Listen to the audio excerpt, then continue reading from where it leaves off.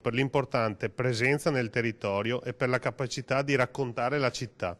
vivendo la sua trasformazione a fianco dei trevigiani e documentandone l'evoluzione, con serietà, professionalità e impegno. Con questa motivazione, lo scorso dicembre, il sindaco di Treviso, Mario Conte, consegnò all'amministratore unico del gruppo Media Nord-Est, Filippo Iannakopoulos, un premio per festeggiare il traguardo dei 40 anni di Antenna 3. E sabato mattina alle 11, nella splendida cornice dell'Auditorium di Santa Caterina, la famiglia Iannakopoulos riceverà un riconoscimento ancor più significativo, il Totila d'Oro, la più importante tra le civiche benemerenze previste dallo Statuto del Comune di Treviso, che viene assegnata dal sindaco a personaggi, enti, società ed istituzioni che con la loro attività e con la loro opera illustrino ed onorino la città di Treviso. E in questo senso si è voluto riconoscere e premiare lo sforzo di raccontare la quotidianità della città e del territorio, sforzo che l'amministratore unico di Media Nord-Est, che comprende anche Rete Veneta, Tele Nord-Est e Tele 4 Trieste, si era detto determinato nella cerimonia di dicembre a portare avanti. L'impegno che